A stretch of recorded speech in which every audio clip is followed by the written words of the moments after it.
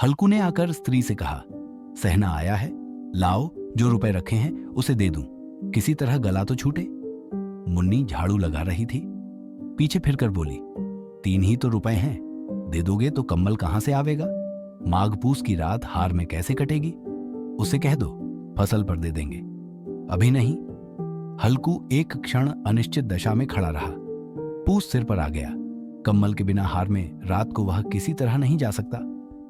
मगर सहना मानेगा नहीं, घुड़कियां जमावेगा, गालियां देगा। बला से जाड़ों में मरेंगे, बला तो सिर से टल जाएगी। ये सोचता हुआ वह अपना भारी भरकम डीली हुए, जो उसके नाम को झूठ सिद्ध करता था, स्त्री के समीप आ गया और खुशामद करके बोला, ला दे दे, गला तो छूटे। कम्बल के लिए कोई दूसरा उपाय सोचूंगा। मुन्नी उसके पास से दूर हट गई और आंखें तरेरती हुई बोली, कर चुके दूसरा उपाय।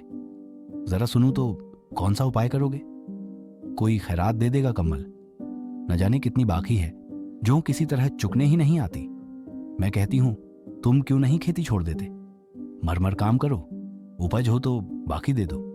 चलो छुट्टी हुई, बाकी चुकाने के लिए ही तो हमारा जन्म हुआ है। पेट के लिए मजूरी करो, ऐसी खेती से बाज आए। मैं रुपए न दूंगी, न दूंगी। हल्कू उदास होकर बोला, तो क्या गाली खाऊं? मुन्नी ने तड़प कर कहा, गाली क्यों देगा? क्या उसका राज है?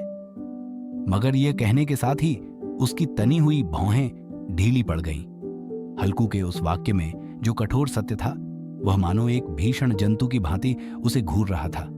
उसने जाकर आले पर से रुपए निकाले और लाकर हल्कू के हाथ पर रख दी। फिर बोली, तुम छोड़ दो अब किसे खेती। मजूरी में सुख से एक रोटी तो खाने को मिलेगी, किसी की धौंस तो न रहेगी।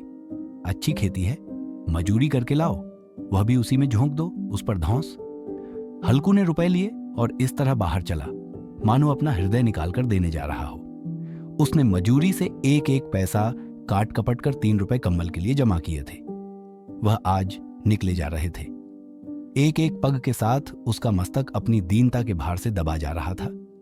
पूस की अंधेरी रात, आकाश पर तारे भी ठिठुरते हुए मालूम होते थे। हल्कू अपने खेत के किनारे ऊख के पतों की एक छतरी के नीचे बांस के खटोले पर अपनी पुरानी गाढ़े की चादर ओढ़े पड़ा कांप रहा था। खाट के नीचे उसका संगी कुत्ता जबरा पेट में मुंह डाले सर्दी से कूं कूं कर रहा था। 2 में से एक को भी नींद न आती थी। हल्कू ने घुटनियों को गर्दन में चिपकाते हुए कहा, क्यों जबरा, जाड़ा लगता है? कहता तो था घर में पुआल पर लेट रहा, तो यहां क्या लेने आए थे? अब खाओ ठंड, मैं क्या करूं?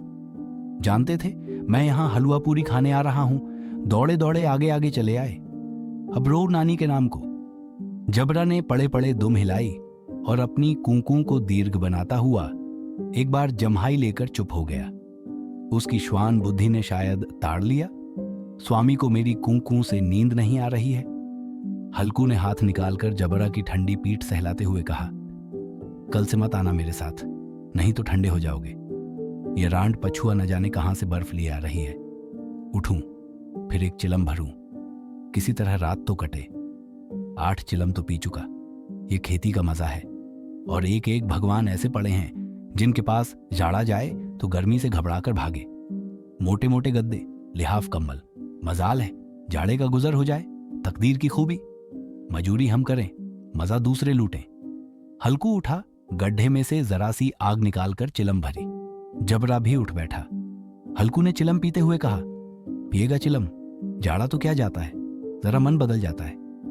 जबरा ने उसके मुंह की ओर प्रेम से छलकती हुई आंखों से देखा। हल्कू, आज और जाड़ा खा ले, कल से मैं यहां पुआल बिछा दूंगा, उसी में घुसकर बैठना, तब जाड़ा ना लगेगा। जबरा ने अपने पंजे उसकी घुटनियों पर रख दिए और उसके मुंह के पास अपना मुंह ले गया। हल्कू को उसकी गर्म सांस लगी। चिलम पीकर हल्कू फिर लेटा और निश्चय करके लेटा कि चाहे कुछ हो, अब की सो जाऊंगा। पर एक ही क्षण में उसके हृदय में कंपन होने लगा। कभी इस करवट लेटता, कभी उस करवट, पर जाड़ा किसी पिशाच की भांति उसकी छाती को दबाए हुए था। जब किसी तरह न रहा गया तो उसने जबरा को धीरे से उठाया और उसका सिर को थपथपाकर उसे अपनी गोद में सुला लिया।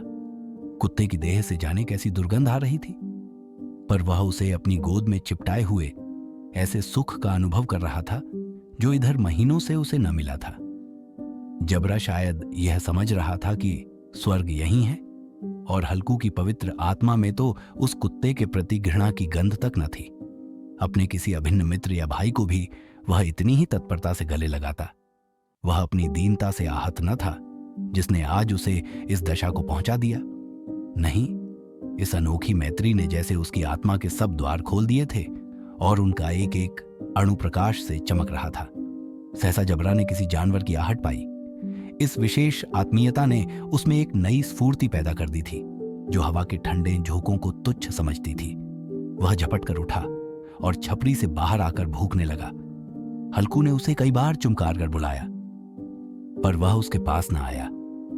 हार में चारों तरफ दौड़ दौड़ कर भूखता रहा। एक क्षण के लिए आ भी जाता तो तुरंत ही फिर दौड़ता। कर्तव्य उसके हृदय में अरमान की भांति ही उछल रहा था। 1 घंटा और गुजर गया। रात ने शीत को हवा से धधकाना शुरू किया। हल्कू उठ बैठा और दोनों घुटनों को छाती से मिलाकर सिर को उसमें छिपा लिया। फिर भी ठंड कम न हुई। ऐसा जान पड़ता था सारा रक्त जम गया है, धमनियों में रक्त की जगह हिम बह रहा है। उसने झुककर आकाश की ओर देखा। अभी कितनी रात बाकी है? सप्तर्षि अभी आकाश में आधे भी नहीं चढ़े। ऊपर आ जाएंगे तब कहीं सवेरा होगा। अभी पहर से ऊपर रात है। हल्कू के खेत से कोई एक गोली के टप्पे पर आमों का एक बाग था। पतझड़ शुरू हो गई थी। बाग में पत्तियों को ढेर लगा हुआ था। हल्कू ने सोचा, चलकर पत्तियां बटोरूं और उन्हें जलाकर खूब तापूं। रात को कोई मुझे पत्तियां बटोरते देख तो समझे कोई भूत है। कौन जाने कोई जानवर ही छिपा बैठा हो। मगर अब तो बैठे नहीं रहा जाता। उसने पास के अरहर के खेत में जाकर कई पौधे उखाड़ लिए और उनका एक झाड़ू बनाकर हाथ में सुलगता हुआ उपला लिए बगीचे की तरफ चला।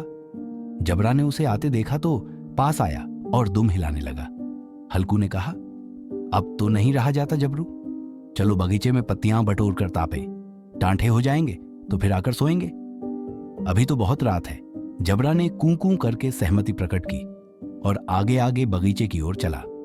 बगीचे में खूब अंधेरा छाया हुआ था और अंधकार में निर्दय पवन पत्तियों को कुचलता हुआ चला जाता था। वृक्षों से ओस की बूंदें टप टप नीचे टपक रही थीं। एकाएक एक झोंका मेहंदी के फूलों की खुशबू लिए हुए आया। हल्कू ने कहा, कैसी अच्छी महक आई जबरू, तुम्हारी नाक में भी तो सुगंध आ रही है।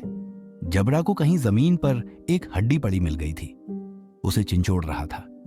हल्कू ने आग जमीन पर रख दी और पत्तियां बटोरने लगा। जरा देर में पत्तियों का ढेर लग गया। हाथ ठिठुरे जाते थे, नंगे पांव गले जाते थे और वह पत्तियों का पहाड़ खड़ा कर रहा था। इसी अलाव में वह ठंड को जलाकर भस्म कर देगा। थोड़ी देर में अलाव जल उठा। उसकी लौ ऊपर वाले वृक्ष की पत्तियों को छू छू कर भागने लगी। उस अस्थिर प्रकाश में बगीचे के विशाल वृक्ष ऐसे मालूम होते थे मानो उस अथाह अंधकार को अपने सिरों पर संभाले हुए हों। अंधकार के उस अनंत सागर में यह प्रकाश एक नौका के समान हिलता मचलता हुआ जान पड़ता था। हल्कू अलाव के सामने बैठा आग ताप रहा था। एक क्षण में उसने दोहर उताकर बगल में दबा ली। दोनों पांव फैला दिए मानो ठंड को ललकार रहा हो, तेरे जी में जो आए सो कर। ठंड की असीम शक्ति पर विजय पाकर वह विजय गर्व को हृदय में छिपा न सकता था। उसने जबरा से कहा, क्यों जब्बर, अब ठंड नहीं लग रही है? जब्बर ने कूं-कूं करके मानो कहा, अब क्या ठंड लगती ही रहेगी? पहले से यह उपाय न सूझा? नहीं, इतनी ठंड क्यों खाते? जब्बर ने पूंछ हिलाई। अच्छा आओ, इस अलाव को कूद कर पार करें, देखें कौन निकल जाता है। अगर जल गए बच्चा तो मैं दवा न करूंगा। जब्बर ने उस अग्निराशि की ओर कातर नेत्रों से देखा। मुन्नी से कल न कह देना, नहीं तो लड़ाई करेगी। यह कहता हुआ वह उछला और उस अलाव के ऊपर से साफ निकल गया। पैरों में जरा लपट लगी, पर वह कोई बात न थी। जबरा आग के गिर्द घूमकर उसके पास आ खड़ा हुआ। हल्कू ने कहा, चलो चलो, इसकी सही नहीं, ऊपर से कूद कर आओ। वह फिर कूदा और अलाव के इस पार आ गया। पत्तियां जल चुकी थीं। बगीचे में फिर अंधेरा छा गया था। राख के नीचे कुछ कुछ आग बाकी थी जो हवा का झोंका आ जाने पर जरा जाग उठती थी, पर एक क्षण में फिर आंखें बंद कर लेती थी।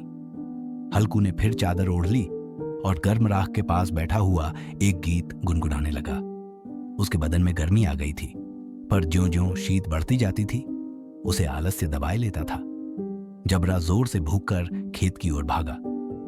हल्कू को ऐसा मालूम हुआ कि जानवरों का एक झुंड खेत में आया है। शायद नीलगायों का झुंड था। उनके कूदने दौड़ने की आवाजें साफ कान में आ रही थीं। फिर ऐसा मालूम हुआ कि खेत में चल रही हैं। उनके चबाने की आवाज चरचर सुनाई देने लगी। उसने दिल में कहा, नहीं, जबरा के होते कोई जानवर खेत में नहीं आ सकता। नोच ही डाले, मुझे भ्रम हो रहा है। कहां, अब तो कुछ नहीं सुनाई देता। मुझे भी कैसा धोखा हुआ। उसने जोर से आवाज लगाई, जबरा जबरा। जबरा भूखता रहा, उसके पास ना आया। फिर खेत के चरे जाने की आहट मिली। अब वह अपने को धोखा न दे सका। उसे अपनी जगह से हिलना जहर लग रहा था। कैसा दंदाया हुआ था। इस जाड़े पाले में खेत में जाना, जानवरों के पीछे दौड़ना असह्य जान पड़ा। वह अपनी जगह से न हिला। उसने जोर से आवाज लगाई, लिहो लिहो लिहो। जबरा फिर भूख उठा। जानवर खेत चल रहे थे। फसल तैयार है। कैसी अच्छी खेती थी, पर ये दुष्ट जानवर उसका सर्वनाश किए डालते हैं। हल्कू पक्का इरादा करके उठा और 2-3 कदम चला, पर एकाएक हवा का ऐसा ठंडा, चुभने वाला, बिच्छू के डंक का सा झोंका लगा कि वह फिर बुझते हुए अलाव के पास आ बैठा और राख को कुरेद कर अपनी ठंडी देह को गरमाने लगा। जबरा अपना गला फाड़ डालता था। नील गायें खेत का सफाया गिर डालती थीं और हल्कू गर्म राख के पास शांत बैठा हुआ था। अकर्मण्यता ने रस्सियों की भांति उसे चारों तरफ से जकड़ रखा था। उसी राख के पास गर्म जमीन पर वह चादर ओढ़कर सो गया। सवेरे जब उसकी नींद खुली तब चारों तरफ धूप फैल गई थी और मुन्नी कह रही थी, क्या आज सोते ही रहोगे? तुम यहां आकर रम गए और उधर सारा खेत चौपट हो गया। हल्कू ने उठकर कहा, क्या तू खेत से होकर आ रही है? मुन्नी बोली, हां, सारे खेत का सत्यानाश हो गया। भला ऐसा भी कोई सोता है? तुम्हारे यहां मड़ैया डालने से क्या हुआ? हल्कू ने बहाना किया, मैं मरते मरते बचा। तुझे अपने खेत की पड़ी है। पेट में ऐसा दर्द हुआ कि मैं ही जानता हूं। दोनों फिर खेत के डांड पर आए। देखा, सारा खेत रौंदा पड़ा हुआ है और जबरा मड़ैया के नीचे चित्त लेटा है, मानो प्राण ही ना हो। दोनों खेत की दशा देख रहे थे। मुन्नी के मुख पर उदासी छाई थी, पर हल्कू प्रसन्न था। मुन्नी ने चिंतित होकर कहा, अब मजूरी करके मालगुजारी भरनी पड़ेगी। हल्कू ने प्रसन्न मुख से कहा, रात को ठंड में यहां सोना तो ना पड़ेगा।